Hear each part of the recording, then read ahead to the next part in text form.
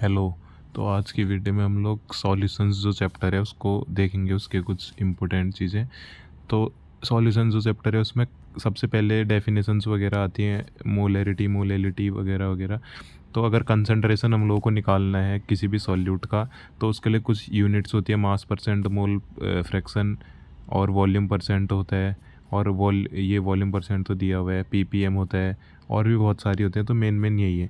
मास percent में क्या करते हैं हम लोग, मास ऑफ सॉल्यूट को डिवाइड कर देते हैं मास ऑफ सॉल्वेंट से, या मास ऑफ सॉल्यूशन भी लिखा होता है बहुत जगह। तो W2 क्या हो गया, मास ऑफ सॉल्यूट, और W1 क्या हो गया, मास ऑफ सॉल्वेंट। ठीक है। तो W1 प्लस W2 क्या हो जाएगा, मास ऑफ सॉल्यूशन। ये W1 प्लस W2 जो नीचे है ना, और W2 क्या होगा, मास ऑफ सॉल्यूट। तो मल्टीप्लाई बाय 100 करते हैं तो ये मास परसेंट हो जाता है। ऐसे ही मोल फ्रैक्शन क्या होता है, जिसका भी मोल फ्रैक्शन निकालना है, अगर 1 हमारा सॉल्यूट है और 2 हमारा सॉल्वेंट है, तो मोल फ्रैक्शन ऑफ सॉल्यूट कैसे आएगा, number of moles of solute divided by total number of moles. क्योंकि यहाँ दो ही चीज़ें हैं, 1 और 2। तो N1 अपॉन में N1 प्लस N2, ये फॉर्मूला होता है, याद कर लो। ऐसे 2 के लिए निकालने तो Xi2 कैसे निकालेंगे, मोल फ्रैक्शन ऑफ सेकंड कंपोनेंट कैसे आएगा, number of moles of second upon में टोटल नंबर ऑफ मोल्स। तो सिंपल है। वॉल्यूम परसेंट कैसे आएगा, वॉल्यूम ऑफ सॉल्यूट या जिसकी भी वॉल्यूम परसेंट निकालनी है अपॉन में volume of solution multiply by 100। ये सब लिखा हुआ है, देख लो, समझ सकते हो आप, वरना कमेंट कर सकते हैं। ठीक है। पीपीएम कैसे निकालते हैं, पीपीएम में क्या होता है कि सॉल्यूट बहुत कम अमाउंट में होता है, तो वेट ऑफ सॉल्यूट अपॉन में वेट ऑफ सॉल्यूशन इंटू में 10⁶, इसी को पीपीएम बोलते हैं, पार्ट्स पर मिलियन। ठीक है। जहाँ W1 और W2 के हैं मास ऑफ सॉल्वेंट और मास ऑफ सॉल्यूट। अब देखो मोलैरिटी और मोलैलिटी क्या होता है। ठीक है, मैं इसको दिखाता हूँ एक बार। मोलैरिटी और मोलैलिटी क्या होता है, मोलैरिटी को कैपिटल M से दिखाते हैं और मोलैलिटी को स्मॉल m से दिखाते हैं। मोलैरिटी क्या होता है हमारा, number of moles of solute upon में volume of solution in litre. अगर लीटर में है तो ऐसे ही फॉर्मूला होगा। और नंबर ऑफ मोल्स कैसे निकालते हैं, वेट अपॉन में गिवन वेट अपॉन में मोलर मास। ठीक है। जैसे अगर हम लोग को सॉल्यूट के नंबर ऑफ मोल से निकालने तो कैसे निकालेंगे, वेट ऑफ सॉल्यूट अपॉन में molar mass of solute. Litre में है तो फॉर्मूला ऐसा ही होगा, अगर मिलीलीटर में होगा तो 1000 से मल्टीप्लाई भी करना पड़ेगा यहाँ पर को। ठीक है, जैसे ऊपर 100 से मल्टीप्लाई कर रहे हैं। मोलैलिटी कैसे निकालते हैं, स्मॉल m से डिनोट करते हैं, number of moles of solute upon में वेट ऑफ सॉल्वेंट। इसको बोलते हैं मोलैलिटी, स्मॉल m से दिखाते हैं। यहाँ पर को मास लेते हैं सॉल्वेंट का, मोलैरिटी में वॉल्यूम लेते हैं। और दोनों में से अच्छा मोलैलिटी ज़्यादा अच्छा होता है क्योंकि ये टेम्परेचर इंडिपेंडेंट है, इसमें वो मास लेते हैं ना तब। अब देखो हेनरी लॉ है हमारे पास, तो हेनरी लॉ के लिए ये तो एक्सप्रेशन है, मोस्ट इंपॉर्टेंट है, हर बार एग्जाम में आता है, बोर्ड एग्जाम में वगैरह। तो हेनरी लॉ क्या कहते हैं हमारा, according to Henry law, amount of gas, ठीक है, amount of gas which is dissolved in liquid is directly proportional to the pressure of the gas. Okay, जो प्रेशर जनरेट करेगा। अब दोबारा से बोल रहा हूँ मैं, according to Henry law, the mole fraction of the gas या अमाउंट ऑफ द गैस या mole fraction of the gas which is dissolved in the liquid is directly proportional to the pressure of the gas. तो mole fraction को x से दिखाते हैं, directly proportional होगा P के, तो प्रोपोर्शनल का साइन हटा के कांस्टेंट आ जाएगा के पी। तो मैं प्रेशर की वैल्यू निकाल सकता हूँ यहाँ से, 1/K डैश जो हेनरी कांस्टेंट है, मल्टीप्लाई बाय मोल फ्रैक्शन, ये आ जाएगा। फिर फॉर्मूला क्या बन जाएगा, इस पर बहुत सारे न्यूमेरिकल आते हैं एग्जाम में, P = KH × X। या तो प्रेशर की वैल्यू पूछ लेगा, ये दोनों दिए होंगे मोल फ्रैक्शन, या तो KH की वैल्यू पूछ लेगा, प्रेशर और मोल फ्रैक्शन दिए होंगे, या पहले मोल फ्रैक्शन निकालने को कहेगा, फिर ये पूरा प्रेशर वगैरह की वैल्यू पूछ सकता है। तो इसको हेनरी कांस्टेंट बोलते हैं। अब लेकिन हेनरी लॉ की एक और डेफिनेशन या एक और लॉ भी है, क्या बोलते हैं उस पर कि द मास ऑफ गैस, अगर स्मॉल m हमारा मास ऑफ गैस है तो क्या होता है वो, dissolved per unit volume at constant temperature. ठीक है, एक कांस्टेंट टेम्परेचर पे जितना मास हमारा अमाउंट डिजॉल्व हो रहा है गैस में, उसको हम लोग कैसे बोलते हैं कि directly proportional to the pressure of the gas in equilibrium. ठीक है, mass of gas dissolved is directly proportional to the pressure of the gas in equilibrium with the solution at constant temperature. लेकिन most important कौन सा law, Henry law में कौन सा statement है कि it states that the amount of gas या mole fraction of gas which is dissolved in liquid is directly proportional to the pressure of the gas. ये उसकी डेरिवेशन भी बोल सकते हो, सिंपल से है, ये फॉर्मूला हो गया। अब देखो Raoult limitation of Henry law भी है हमारे पास कुछ, कि बहुत सारे क्या होते हैं जो गैसेस होती हैं, या अगर हाई प्रेशर या लो प्रेशर हो गया तो वहाँ पर को कुछ ना कुछ उस पर एक्यूरेसी नहीं आती है हमारी हेनरी लॉ की। ठीक है, ये भी आप, ठीक है। और जो गैस होती है वो ज़्यादा सॉल्युबल नहीं होनी चाहिए, जैसे ऑक्सीजन गैस सॉल्युबल हो जाती है, तो उस पे थोड़ा हेनरी लॉ की एक्यूरेसी उतनी अच्छी नहीं आएगी। ये लिमिटेशन है हेनरी लॉ के। यूजेस कहाँ कहाँ होते हैं, जैसे कोल्ड ड्रिंक्स वगैरह को पैक करने में एनसीईआरटी पढ़ेंगे आप, उस पर यूजेस बहुत सारे दे रखे हैं कि अगर कोई डाइवर है, डाइवर मतलब जो जाते हैं समुद्र या कहीं भी तैरने के लिए, तो उनके लिए हेनरी लॉ का इस्तेमाल होता है। गैसेस को फिल करने के लिए सिलेंडर्स में, और भी बहुत यूजेस हैं, जैसे कोल्ड ड्रिंक को पैक करते हैं तो उसमें CO2 गैस को फिल किया जाता है हाई प्रेशर में, ठीक है। और हेनरी लॉ की कुछ लिमिटेशन, एक तो वो होगी कि हाई प्रेशर में ज़्यादा एक्यूरेसी नहीं आएगी हेनरी लॉ की, और अगर गैस बहुत ज़्यादा सॉल्युबल है तो तब भी हेनरी लॉ ज़्यादा अच्छे से वैलिड नहीं होगा। और जो टेम्परेचर अगर बहुत ज़्यादा लो हो गया तो तब भी हेनरी लॉ की क्या आ जाती है, हमारे पास लिमिटेशंस आ जाती हैं, ठीक है। अब मूव करते हैं नेक्स्ट पार्ट में। अब हेनरी लॉ की तरह ही एक राउल्ट लॉ भी होता है, इसका डेरिवेशन तो आप लोग देख सकते हो यहाँ पर कोई हेनरी लॉ का, ठीक है। ये है हेनरी लॉ के लिए, सॉरी राउल्ट लॉ के लिए हमारे पास डायग्राम है। अगर ये सॉल्यूट है ए और ये सॉल्यूट है बी, तो अगर मैं राउल्ट लॉ को बताना चाहूँ तो पहले राउल्ट लॉ की हम लोग एक समरी देख सकते हैं। क्या बोलता है कि एट कांस्टेंट टेम्परेचर, ठीक है। हेनरी लॉ में भी था एक जगह कांस्टेंट टेम्परेचर। आपको एनसीईआरटी में पूरी लॉ भी दे रखे अच्छे से ब्लैक से पूरा हाईलाइट करके।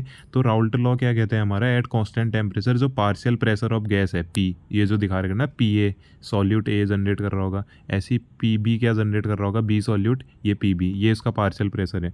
जो पार्शियल प्रेशर, मैं एक बार लॉ बता देता हूँ Raoult law. According to Raoult law at constant temperature the partial pressure of each component, एक कंपोनेंट ये हो गया, एक कंपोनेंट ये हो गया, each component in binary solution, मतलब कि वहाँ दो कंपोनेंट होंगे, is equal to the product of vapour pressure of pure component and its mole fraction, ठीक है। ये है हमारा राउल्ट लॉ का स्टेटमेंट, जो मैथमेटिकली अगर दिखाना चाहें। सबसे पहले क्या बोलते हो, पार्शियल प्रेशर ऑफ जो हमारे पास होता है जो जनरेट करेगा कंपोनेंट, वो डायरेक्टली प्रोपोर्शनल किसके है, मोल फ्रैक्शन के। थोड़ा बहुत ये हेनरी लॉ की तरह ही है। उसको हम क्या बोल सकते हैं, ऐसे मैथमेटिकली ऐसे बता सकते हैं, उसी को डेफिनेशन बता दिया। जो पार्शियल प्रेशर ऑफ कंपोनेंट है वो किसके बराबर है, partial pressure of gas of pure component multiply by mole fraction of that component. A और बी लिया है तब ए और बी ले रखे, ठीक है। तो ये उसकी स्टेटमेंट होगी पी ए के लिए, ऐसी बी के लिए ऐसा हो जाएगा, ठीक है। पी बी प्रोपोर्शनल टू जाई बी मोल फ्रैक्शन हो गया। तो पी बी, अगर इसको प्रोपोर्शनल का साइन हेनरी कांस्टेंट में तो हेनरी कांस्टेंट लगा दिया था, लेकिन यहाँ क्या आ जाएगा पी नॉट बी, जिसको प्योर कंपोनेंट का बोलते हैं हम लोग, ठीक है, वेपर प्रेशर। अब देखो इसी को स्टेटमेंट को आप लोग को बोलना है। अब देखो राउल्ट लॉ हमारे पास, अगर राउल्ट लॉ के बेसिस पे ही हम लोग ये बताना चाहें यहाँ पर को कि इस तरीके से एक ग्राफ बनता है, मोस्ट इंपॉर्टेंट है। देखो अगर ये ए कंपोनेंट है तो ए कंपोनेंट के लिए यहाँ पर को अगर हम लोग सपोज कर रहे हैं कि, एक बार वेट करिएगा मैं ग्राफ को ऐसे दिखाता हूँ, ठीक है। अब देखिए ये जो ग्राफ है इसको मैं थोड़ा सा जूम कर लेता हूँ। देखिए ये जो ग्राफ है इसमें एक एक्सिस में मोल फ्रैक्शन है और दूसरी एक्सिस में यहाँ पर को क्या है, वेपर प्रेशर है, ठीक है। ये देखिए दूसरी एक्सिस में क्या है, यहाँ पर को वेपर प्रेशर है, एक एक्सिस में यहाँ पर को क्या है, मोल फ्रैक्शन है। तो अगर यहाँ पर को मोल fraction of A component zero suppose करते हैं, देखो ये जीरो जीरो में है ना ग्राफ, यहाँ पर को वन सपोज करें क्योंकि हाईएस्ट पॉइंट पे पहुँच गया ए वाला जो हमारा मोल फ्रैक्शन है उसका। ऐसी बी वाले का यहाँ वन हो जाएगा क्योंकि ए का जीरो है, ऑटोमेटिकली देख भी सकते हो आप, बी वाला थोड़ा ऊपर है, यहाँ बी वाला जीरो हो जाएगा, पूरा नीचे टच कर गया तब, ठीक है। तो ये वेपर प्रेशर की एक्सिस है, ये मोल फ्रैक्शन की एक्सिस है। तो देखिए यहाँ पर को ऐसे ग्राफ जाएगा क्योंकि यहाँ पर को जब मोल फ्रैक्शन ऑफ ए जीरो है तो उसका वेपर प्रेशर क्या है, उसके वेपर प्रेशर की वैल्यू क्या है, यहाँ पर को जीरो भी दे रखी है। लेकिन जब मोल फ्रैक्शन ऑफ ए वन है तो उसकी वेपर प्रेशर प्योर कंपोनेंट की ये है। तो ऐसे करके राउल्ट लॉ को यहाँ लिख दोगे आप लोग, ऐसी बी वाले के लिए भी बन जाएगा। देखो जब उसका मोल फ्रैक्शन ज़्यादा है तो उसकी वेपर प्रेशर की वैल्यू ज़्यादा है, लेकिन जब उसका मोल फ्रैक्शन जीरो है तो उसकी वेपर प्रेशर की वैल्यू यहाँ आ गई है, ठीक है। अब टोटल प्रेशर क्या हो जाएगा फिर, टोटल वेपर प्रेशर जो जनरेट हो रहा है सॉल्यूशन का भी बोल सकते हो वैसे, तो पी एस कैसे आएगा, P A plus P B, मतलब कि ये P A plus P B ऐसे करके। अगर हम लोग मैथमेटिकली देखें, मैं यहाँ दिखा देता हूँ, देखो ये देखो अकॉर्डिंग टू राउल्ट लॉ जो हमारा, अगर डाल्टन्स लॉ भी लगा दें इस पर तो क्या हो जाएगा, टोटल प्रेशर क्या हो जाएगा, P A plus P B.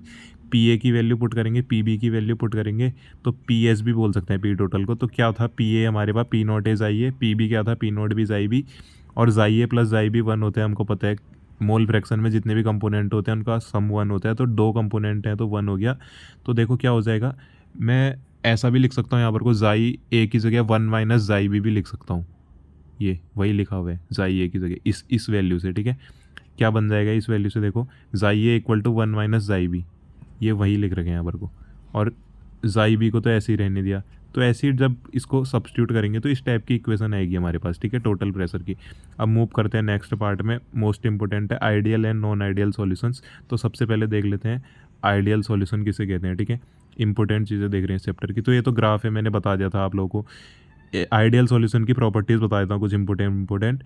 जो एंथैल्पी ऑफ मिक्सिंग होती है डेल्टा एच, वो जीरो रहती है, कोई चेंज नहीं आया उस पर। डेल्टा वी मिक्सिंग जो चेंज है वॉल्यूम का, वो भी जीरो रह रहा है। ग्राफ इस तरीके का आएगा आइडियल सॉल्यूशन के लिए। ए बी का जो इंटरेक्शन है वो बराबर होता है A interaction plus B B interaction, ठीक है। ए बी का जो इंटरेक्शन है वो बराबर होता है A plus A B interaction. Example क्या हो सकते हैं आइडियल के, जैसे dilute solution of benzene plus toluene comma n hexane n heptane का सॉल्यूशन। और अब देखते हैं हम लोग नॉन आइडियल सॉल्यूशन। अब नॉन आइडियल सॉल्यूशन में दो टाइप के होते हैं, पॉजिटिव डेविएशन और नेगेटिव डेविएशन। तो पहले एक बार मैं पॉजिटिव डेविएशन बता देता हूँ। देखो अगर ऊपर की तरफ ग्राफ जा रहे हैं, पॉजिटिव एक्सिस में जा रहे हैं, ये आइडियल सॉल्यूशन का ग्राफ था। अगर पॉजिटिव में जा रहा है तो उसको non ideal solution with positive deviation कहते हैं। वेपर प्रेशर, ये देखो सॉल्यूशन का, ये वेपर प्रेशर है बी कंपोनेंट का, ये वेपर प्रेशर है ए कंपोनेंट का, ऊपर की तरफ जा रहा है तब इसको पॉजिटिव डेविएशन कहते हैं। ये ग्राफ तो बता दिया, मोल फ्रैक्शन है, ये है। बस ऊपर की तरफ जब ये इसकी वैल्यूज आती है तो इसको पॉजिटिव कहते हैं। तो इस पर क्या होता है, ए बी इंटरेक्शन कम होता है किससे, A plus B B interaction से। ए बी का जो टोटल इंटरेक्शन है ए और बी के बीच में, वो कम होता है किससे, ए और बी बी से। डेल्टा एच मिक्सिंग की वैल्यू जीरो से ज़्यादा होती है। डेल्टा वी मिक्सिंग की चेंज की जो वैल्यू है वो जीरो से ज़्यादा होती है। एग्जांपल एसीटोन प्लस इथेनॉल, या एसीटोन प्लस कार्बन डाइसल्फाइड, या वाटर प्लस मिथेनॉल, ये सब एग्जांपल है किसके, non ideal solution with positive deviation. अब देखते हैं नेक्स्ट लास्ट पार्ट इसका, नेगेटिव डेविएशन के साथ, ये राउल्ट लॉ वाले में ideal non ideal solution with negative deviation, ठीक है। आइडियल सॉल्यूशन तो एक टाइप का है, लेकिन नॉन आइडियल दो टाइप के हैं, नेगेटिव और पॉजिटिव। अब देखो ग्राफ अगर नीचे की तरफ जाएगा, ये नीचे की तरफ जा रहा है मेन एक्सिस से, आइडियल वाले से नीचे, आइडियल वाले को यहाँ पर को लेते हैं एक तरीके से, मतलब रेफरेंस, उससे नीचे को अगर जाएगा तो क्या हो जाता है, नेगेटिव बोल देते हैं। यहाँ पर को ए बी इंटरेक्शन क्या होता है, ज़्यादा होता है A plus B B interaction से। डेल्टा एच मिक्सिंग की वैल्यू जीरो से कम, डेल्टा वी मिक्सिंग की वैल्यू जीरो से कम, ठीक है। दोनों में पॉजिटिव में जीरो से ज़्यादा थी, लेकिन नेगेटिव में जीरो से कम है, ठीक है। अब देखो आप लोग एग्जाम्पल क्या क्या हो सकते हैं, मैं थोड़ा सा इसको दिखा देता हूँ यहाँ पर को। एग्जाम्पल क्या क्या हो सकते हैं, acetone plus aniline, acetone plus chloroform, या एल्कोहल प्लस एस, ये हमारे पास इथेनोइक एसिड, ठीक है। ये देखिए ये हैं एग्जाम्पल किसके, अब देख सकते हो आप लोग। इन दोनों को एक साथ भी आप क्लियरली अगर दिख रहे हैं तो, ठीक है, ये हैं। अब देखिए कॉलीगेटिव प्रॉपर्टीज़ आ जाती है हमारे पास। तो कॉलीगेटिव प्रॉपर्टीज़ किसे कहते हैं हम लोग, ऐसी सारी प्रॉपर्टीज़, फिजिकल प्रॉपर्टी किसी भी सॉल्यूशन की जो डिपेंड नहीं करती है हमारी किस पे, सॉल्यूट के, अच्छा सॉरी